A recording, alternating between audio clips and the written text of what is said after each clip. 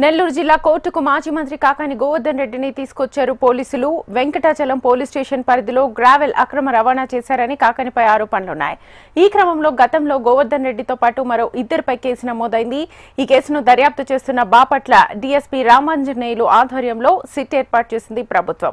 అయితే కాకానిని మరోసారి విచారించే యోచనలో పోలీసులు ఉన్నారు.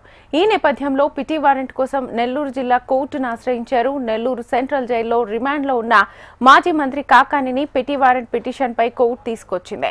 కాసేపట్లో కాకాని పిటి వారెంట్ పై కోర్టు నిర్ణయం ప్రకటించనుంది.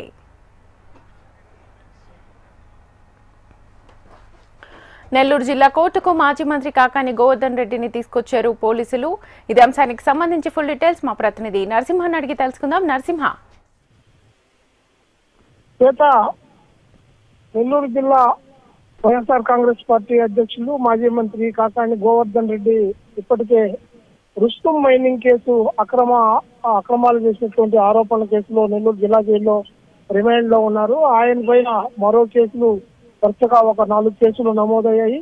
అంటే మొత్తం ఇప్పటికీ 11 కేసులు ఆయన మీద నమోదయ్యాయి. వీటిల్లో ప్రస్తుతం అయితే రిమాండ్ లో ఉండదు. తాజాగా ఆయన పైన గతంలో ఆయన మంత్రిగా ఉన్న సమయంలో, అలాగే వైఎస్ఆర్ కాంగ్రెస్ పార్టీ అధికారంలో ఉన్న సమయంలో సరేపల్లి రిజర్వాయరు, అలాగే కన్పూర్ చెరువులో అక్కడ మట్టి అంటే గ్రావెల్ తవ్వకాల సందర్భంగా ప్రస్తుత ఒంగోలు ఎంపీగా ఉన్నటువంటి మాగుంట శ్రీనివాసులు రెడ్డి పేరు పోర్తిని చేశారు. అలాగే మరి కొందరు మిగిలినటువంటి డాక్యుమెంట్ తో కూడా అక్కడ ఉన్నటువంటి మట్టిని తరలించారనే దానిపైన కూడా కేసు నమోదైంది.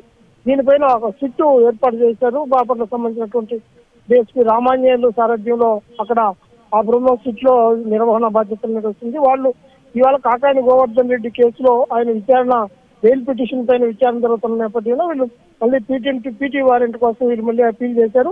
దానిపైన ఇప్పటి వరకు అంటే ప్రస్తుతం మనం ఉన్నటువంటి ఈ సమయం వరకు ఇక్కడ ఉన్నటువంటి జిల్లా కోర్టులో వాదనలు కూడా జరిగినాయి. వాటి వాదనలు వినిపించిన అనంతరం జడ్జి గారు బెంచ్ దిగారు ఇంతకు ముందుగానే. దాని తర్వాత నిర్ణయం ఏం చేస్తారనే దానికోసం వెయిట్ చేస్తాను. కాకాని మాత్రం ప్రస్తుతం జిల్లా జైల్లోనే కోర్టులో ఉన్నటువంటి పరిస్థితి ఉంది.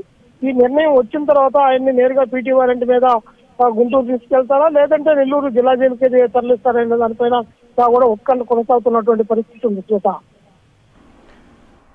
నరసింహ, అలాగే ఇప్పుడు కాకానితో పాటు మరో ఇద్దరి మీద కూడా కేసు నమోదైంది. సో వీరి పరిస్థితి ఏంటి?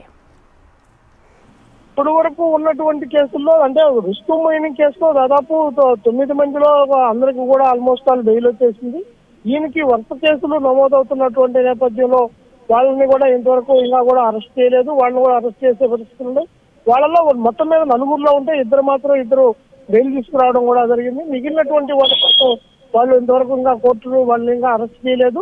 ఈ కాకాని గోవర్ధన్ రెడ్డి కేసు మీదనే ప్రధానంగా సిట్టు కొనసాగుతున్నటువంటి నేపథ్యంలో పోలీసు యంత్రాంగాన్ని రాష్ట్ర ప్రభుత్వం దీనిపైనే ప్రధానంగా దృష్టి కూడా మనం చెప్పుకోవచ్చు. ఉన్న కేసులన్నింటిలో కూడా ప్రధానమైన కేసుగా కాకాని కేసునే పరిగణిస్తున్నందువల్ల మొత్తం దీనిపైనే విచారణ బృందాలు కానీ, అలాగే గతంలో జరిగినటువంటి కొన్ని కేసుల వ్యవహారాలన్నింటి కూడా తిరగబడే ప్రయత్నాలు కూడా జరుగుతూ ఉన్నాయి. కాబట్టి మొత్తం కూడా పోలీసు యంత్రాంగం దీనిపైనే దృష్టి సాధించినందువల్ల మిగిలిన వాళ్ళని కూడా అరెస్ట్ చేసేటువంటి అవకాశాలు ఉన్నాయని చెప్పి కూడా పోలీసులు చెప్తూ ఉన్నారు. ఈ కేసుల్లో ఇప్పటి వరకు ఉన్నటువంటి వాళ్ళందరిలో కూడా కొందరికి బెయిల్ వచ్చినప్పటికీ మళ్ళీ కేసును ఆల్టర్ చేసినందువల్ల బయట కొందరిని కూడా అరెస్ట్ చేసే అవకాశాలు ఉన్నట్టుగా కూడా తెలుస్తుంది. Right Narasimha, thank you.